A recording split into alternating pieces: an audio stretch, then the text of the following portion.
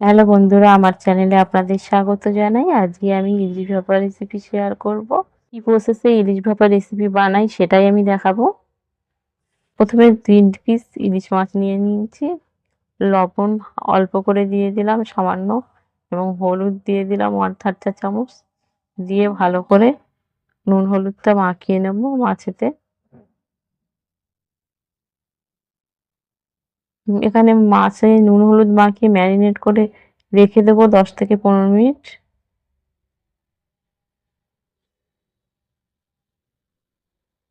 এবারে সরিষা এখানে 3 চামচ সাদা সরিষা, সাদা মানে হলুদ, 3 চামচ হলুদ সরিষা এবং 3 চামচ কালো সরিষা নিয়ে নিয়েছি, নিয়ে ভিজিয়ে রেখেছিলাম।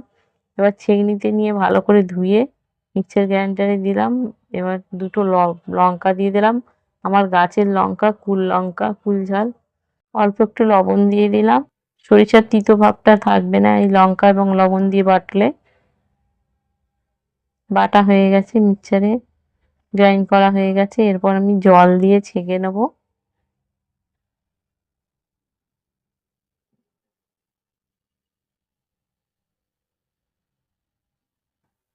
জল দিয়ে সরিষা বাটাটাকে পাতলা করে নিয়ে সেঁকে নেব।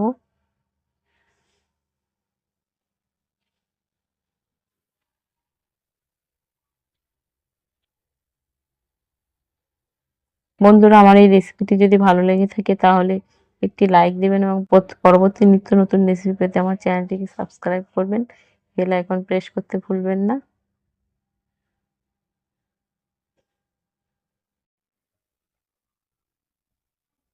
ভালো করে চেপে চেপে যতটা বের করা যায় বের করে নেব।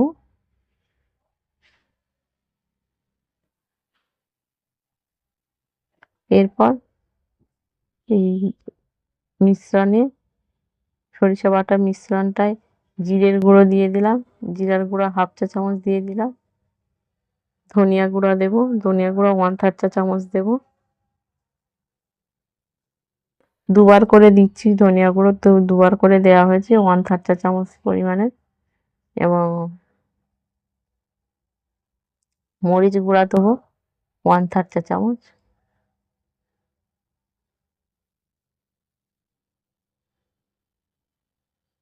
এবার ভালো করে মিক্সড করে নেব। হলুদ দিলাম 1 চিমটি, ভালো করে মিক্সড করে নেব।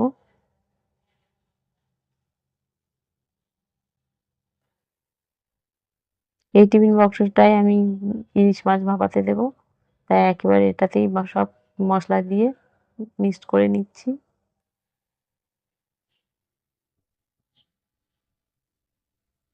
এরপর সরিষার তেল 2 চামচ দিয়ে দেবো, কাঁচা সরিষার তেল। মাছগুলো দিয়ে দেবো।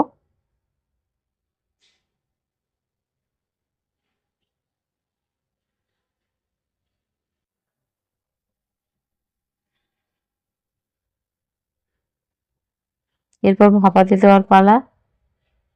গাছের কুল ঝাল 4টে দিয়ে দিলাম। এরপর একটা কড়াই বসিয়ে একটা স্ট্যান্ড দিয়ে তাতে জল ঢেলে দেব।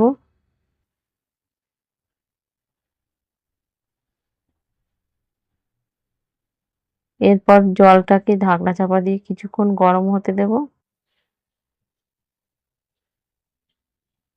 কিছুক্ষণ গরম হয়ে আসলে আমি টিফিন কৌটোটা তুলে দেব, স্ট্যান্ডে বসিয়ে দেব, দিয়ে ঢাকনা চাপা দিয়ে দেব। এবার 10 থেকে 20 মিনিট হতে দেব। 10 থেকে 20 মিনিট পরে ফিরে আসব।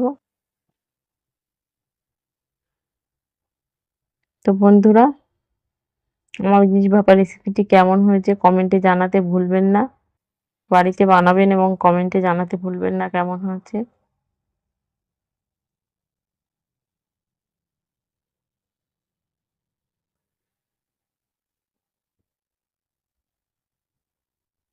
10 থেকে 20 মিনিট পরে ফিরে আসলাম।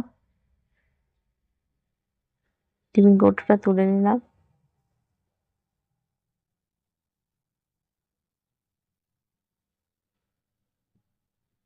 এখন গরম আছে, ঠান্ডা অবস্থায়, ঠান্ডা হলে তারপর ঢাকনাটা খুলে দেখাবো। ঠান্ডা হয়ে গেছে, এবার ঢাকনা খুলে দেখাচ্ছি। কেমন হয়েছে আমার ইলিশ ভাপা রেসিপিটি।